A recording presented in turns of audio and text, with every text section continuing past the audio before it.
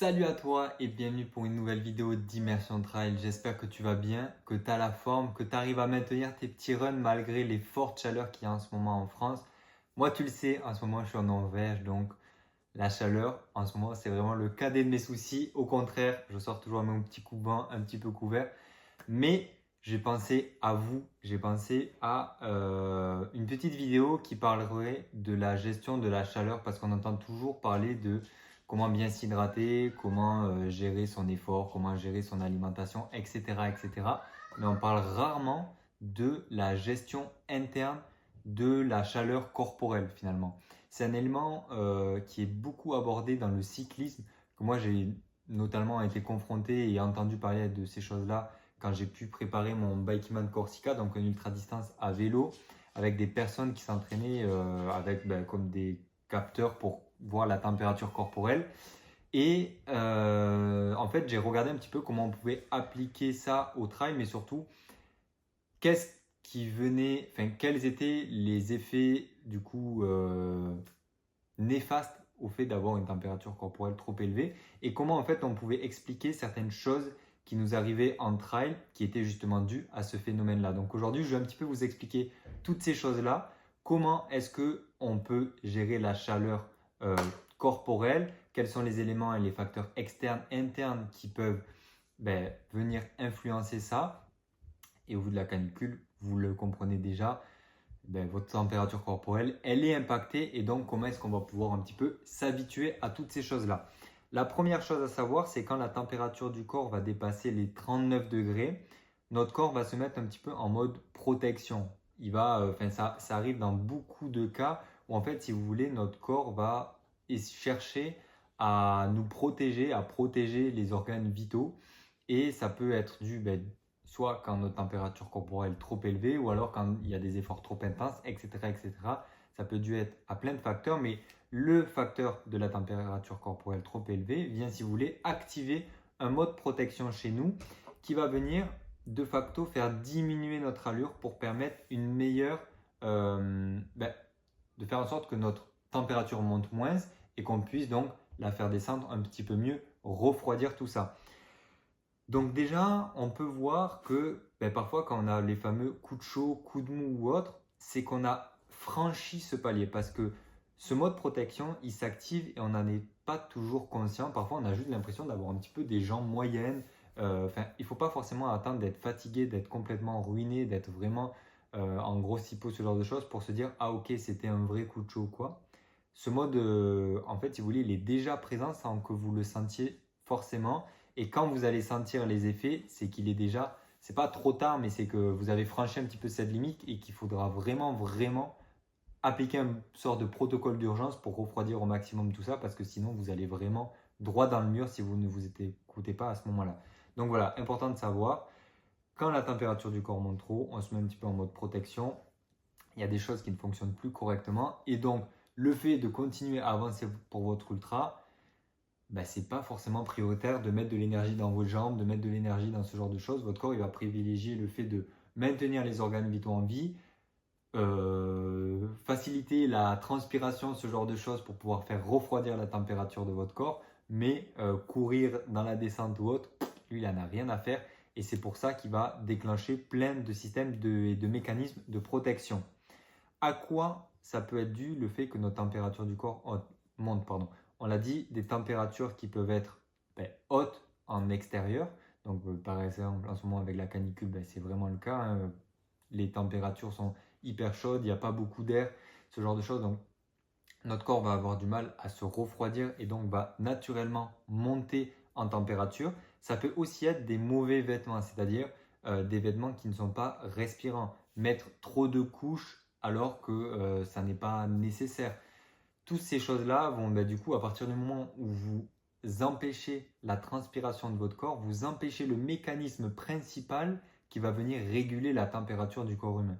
Donc de facto, si vous ne régulez pas votre température à la baisse par la transpiration, du coup, vous allez faire monter la température de votre corps. Ça peut être aussi un manque d'hydratation. Oui, parce que l'hydratation, ça sert à plein de choses. On l'a dit, d'où le fait de prendre des boissons de type électrolyte ou d'effort. Ça peut venir, ça vient permettre d'avoir une bonne transpiration, régulation de votre transpiration du moins. Ça peut aussi apporter plein de nutriments et plein de bonnes choses qui sont essentielles pour votre effort par la suite. Mais surtout, si vous ne buvez pas, on est beau être constitué de beaucoup d'eau, il y a un moment aussi votre corps va garder une certaine limite pour ça, c'est pour transpirer, ça c'est pour alimenter telle et telle chose. Il n'y a pas l'entièreté de notre corps, vous n'allez pas finir desséché dû à la transpiration, à moins que vous soyez des heures et des heures dans un désert. Mais bon, bref, vous voyez, on parle là de cas très normal que vous allez pouvoir rencontrer, cas normaux, pardon, que vous allez pouvoir rencontrer dans vos prochains ultras. Et donc voilà, c'est pour ça qu'il est important aussi de s'hydrater. Grosso modo, ça c'est un petit peu les points que je me suis notés les plus communs que vous allez pouvoir rencontrer. Et pour vous mettre un petit warning, ok, s'il y a telle et telle chose qui vont avoir lieu, je sais que je m'expose potentiellement à avoir une température du corps qui sera plus élevée. Maintenant, comment est-ce que je fais pour réagir quand j'ai ces différentes températures, mauvais vêtements, manque d'hydratation qui ont lieu? Comment est-ce que je réagis? Déjà, la première chose à savoir, c'est que les zones les plus chaudes, en fait, les zones où vous allez vous rafraîchir le plus rapidement possible d'un point de vue de la peau, c'est au niveau du cou, au niveau des aisselles, au niveau des aines. Pourquoi? C'est là où vous avez les artères principales du corps qui passent. Qui dit artère principale dit c'est là où il va y avoir le plus de chaleur. Et notamment, on le voit parce que c'est des zones, si vous voulez, qui sont maintenues au chaud. Les aisselles, voilà, c'est maintenu au chaud parce qu'on a le pli entre le bras et les pecs, les côtes. L'aine, c'est pareil, c'est entre les jambes, donc c'est maintenu au chaud par le pli. Bon, le cou, c'est une zone un petit peu plus exposée, mais c'est là où vous avez entre la tête et le cœur, c'est là où du coup, il y a beaucoup de choses qui passent et où la température va pouvoir se réguler. Donc si vous devez vous mouiller avec du froid, de l'eau, ce genre de choses, privilégiez ces zones-là, cou, aisselle et l'aine. Ensuite, il faut savoir que on a un peu un phénomène parfois de surchauffe, vous savez, comme dans les dessins animés, on peut avoir le chaud qui va monter vers le haut. C'est pour ça qu'il est important de pouvoir avoir des casquettes Bob, ce genre de choses qui soient aérées et qui potentiellement peuvent vous permettre aussi de vous rafraîchir. Si vous mettez une casquette qui serait type Gore-Tex par exemple, je ne vois pas trop l'utilité, mais un bonnet Gore-Tex par exemple, vous allez venir un petit peu vous faire une sphère chaude là-haut et vous allez avoir comme une surchauffe moteur de suite parce que le cerveau ça chauffe vite et tout. Et donc maintenir cette chaleur à ce niveau-là, déjà que vous avez des cheveux, ça va vous protéger du soleil, oui, mais maintenir la chaleur et donc ça va pas être très bon. C'est pour ça qu'il faut des casquettes qui soient aérées ou des buffs qui soient aérés. Pensez, si vous le pouvez aussi, à du coup mouiller votre casquette ou votre buff, ou votre bob, pardon, pour le mettre sur la tête et ensuite venir comme avoir un phénomène un petit peu d'eau qui viendrait sur votre tête et rafraîchir un petit peu tout ça. Bon bref, c'est un petit tips que vous pouvez mettre en place qui est connu en général, mais que vous pouvez bien évidemment faire. Ensuite, maintenir une hydratation régulière en petite quantité. Si vous n'êtes pas habitué à avaler des 1 litre d'eau au ravitaillement, faites toutes les 10 minutes 2 petites gorgées régulièrement, 10-15 minutes.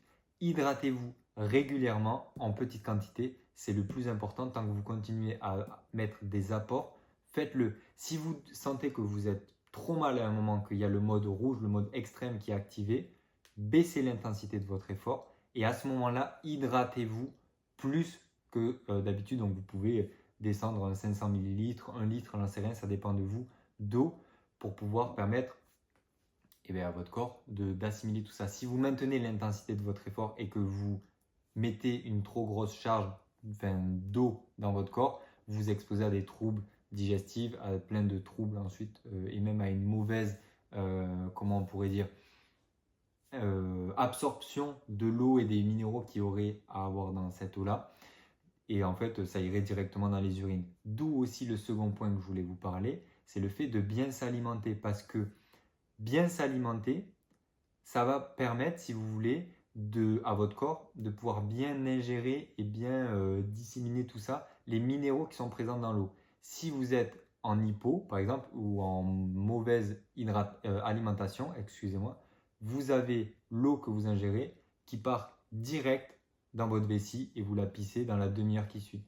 Et en gros, tous les bons minéraux qu'il y a à prendre de l'eau, n'ont servi à rien. Donc si vous prenez des électrolytes, une boisson d'effort, des électrolytes plutôt, mais que vous n'absorbez pas d'aliments depuis un moment et tout, boire ne servira à rien parce que tout ça ne sera pas ingéré. Donc je voulais vous dire aussi ce point-là, il faut penser à bien manger pour pouvoir bien vous alimenter et pareil sur le fait de diminuer votre effort.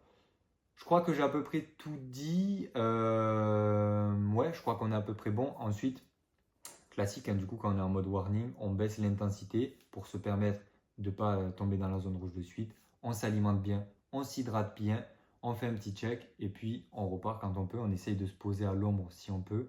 Et puis voilà, c'est à peu près tout ce que je voulais vous dire. Dites-moi en tout cas, vous, si vous avez des petits tips, des petites choses que vous mettez en place pour gérer vos runs en ce moment sous la canicule. Vous avez peut-être fait des courses qui ont eu lieu entre juin et maintenant, des ultras ou autres, dans lesquels vous avez eu très chaud. Dites-moi comment est-ce que vous avez géré ça, comment est-ce que vous avez subi peut-être ces situations aussi et quelles leçons vous en avez tirées. Dites-moi tout ça en commentaire. Et puis nous, on se retrouve du coup demain pour une prochaine vidéo. N'hésitez pas à mettre un petit pouce bleu, ça nous soutient énormément et à vous abonner à la chaîne. À demain pour une prochaine vidéo. À plus, bye bye.